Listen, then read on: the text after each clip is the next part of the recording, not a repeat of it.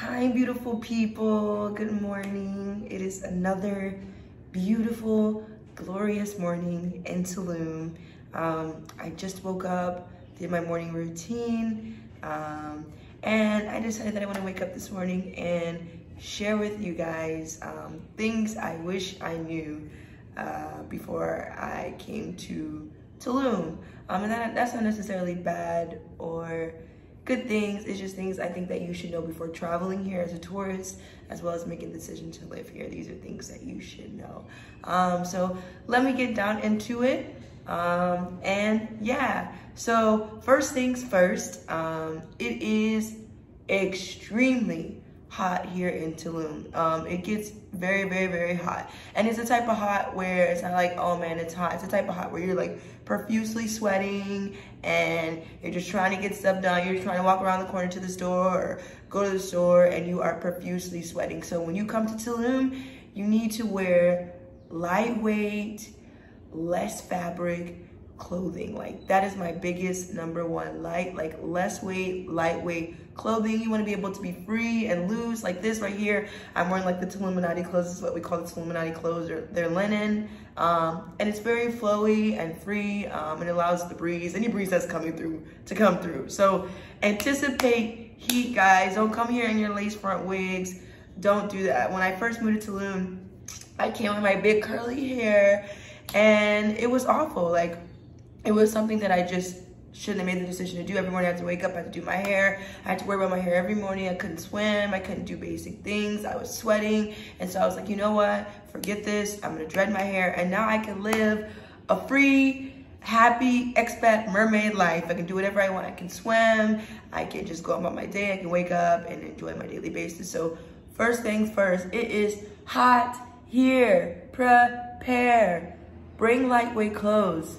Bring sunscreen. I know I got the melanin, my melanin is popping, but it's important, guys, that you bring sunscreen to protect your skin. I don't care how dark your skin is. The heat is very intense here, and it can affect your skin. So those are my first two things. It's hot here, so lightweight clothes and bring sunscreen. Okay, the number two thing. We're on two, right? We're on two. It gets hot. We're on number two. Tulum is a very, very beautiful, beautiful, beautiful place. And I feel a lot of people come here to this place anticipating Cancun vibes, of like turning up and doing all these crazy things, which those things are available. But I wouldn't necessarily say that's the vibe of every day here in Tulum. Tulum is the type of place that it will give you what you need. You will receive what you need when you come here, and it's what you make out of it. So when you come here, it's important that you create the vibe that you want to create. Do not come here to Tulum expecting it to create something for you. You have to create it for yourself. You're gonna learn about yourself, you're gonna grow. And not to be on my hippie, not to be on any of that stuff, but Tulum is very different. It carries a different type of energy here, and it's very, very strong. And it's either gonna make you extremely grounded or it's going to swallow you, and it's gonna teach you about yourself. So it's important you come here with the open mind. So that's number two, come here with the open mind. Number three, guys, it's important that you pay in pesos. Do not come here with US or Canadian or wherever you came from. Do not come here with that. Go to the bank. Do not even get cash and then come here with the big wad of cash. Don't even do that, because the money exchange rate is extremely high and each place can change to their discretion. So what I would suggest is what we all do here, people that we live here. We come with our bank cards and we go to the ATM and we get pesos. We have the ATM convert for us and get pesos. This is so important, guys, because if you come here with US dollars, you are intentionally going to get overcharged for everything. As soon as a taxi driver sees US dollars, as soon as you go to a restaurant and they see US dollars, they can charge it by the dollar to their discretion. So it's important that you have pesos. I would get the XE app, which is an app that we love here. It's the XE Converter app. Pretty much you can type in what you need to get in pesos, type in the US dollar, and it will convert and let you know so that you can keep up with how much pesos you're spending and how much US dollars that you're spending. So that's the number three thing. Do not come here with any other cash. Get pesos. It's important. Okay.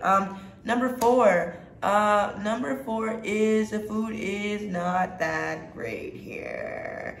And I only mean that to say is we have the hotel zone where all the beach clubs and the beautiful boutique hotels are, and the food is amazing there. But you're gonna pay for it, you're gonna pay. So in regards to local eating, daily eating, I wouldn't see Tulum as a top place in Mexico in regards to food. Now, this is a super controversial conversation, but really, honestly, I just believe it's just based off of your palate, where you came from. I'm from the South. We believe in seasoning.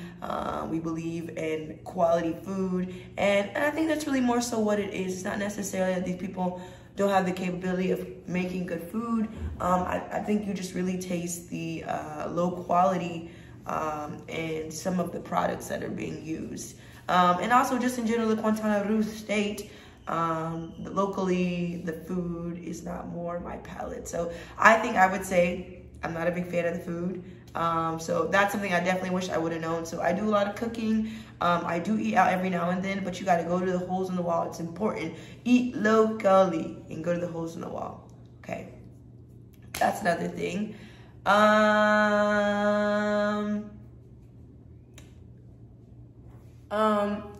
Okay, another thing, getting around Tulum. So for me, when I first came here, I was taking taxis everywhere. That was my first few months here. That's why I said it's important that you have pesos, because if you pay in pesos, you are anticipated to pay a less amount on the taxes than you would if you were paying in US dollars.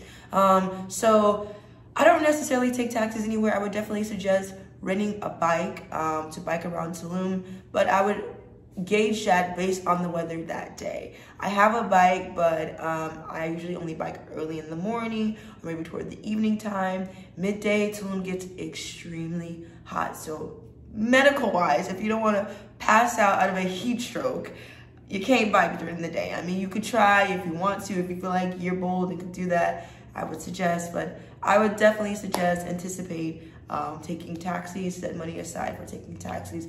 Usually from get to a neighborhood to town, which is, I live in a neighborhood that's in Tulum, but a little outside of the center town. I would pay maybe about 50 pesos, and that's $3. Now to get to the beach, that's about 150 to 200 pesos. That's like maybe $12, $15 US.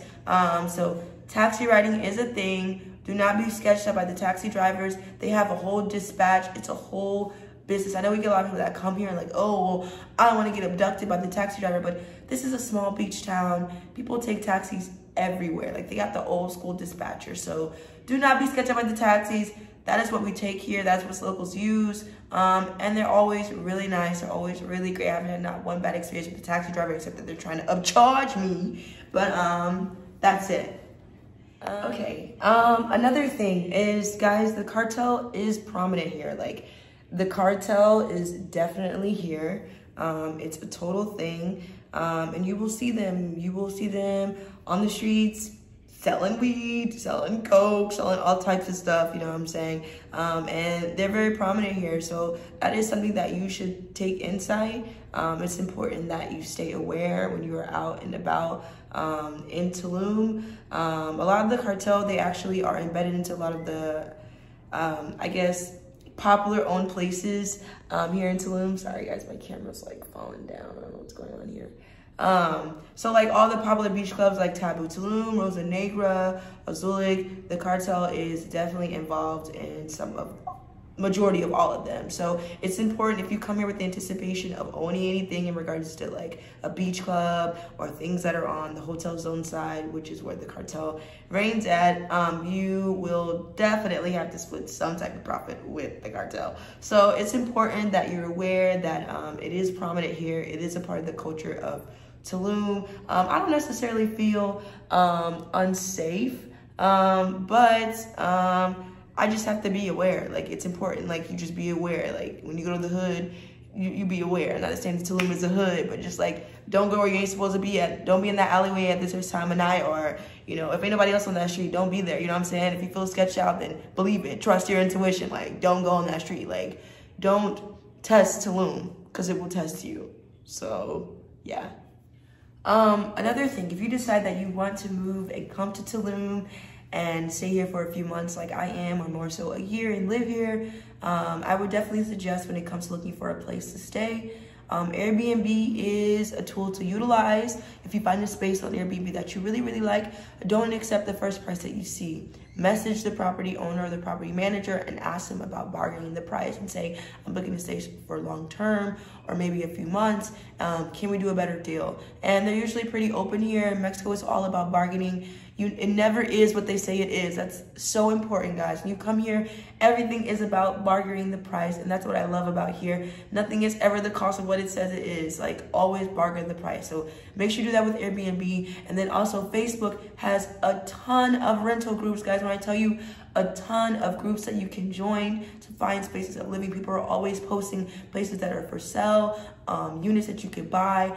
subleases. That is a place. I mean, there are a ton of Tulum rentals. All you gotta do is go on Facebook, type in the group, and type in Tulum rentals, and a ton of rental places will come up and show up for Tulum. So those are the two places that I utilize to find places to stay. And I would definitely suggest my neighborhood, La Valletta. It's very quiet and calm.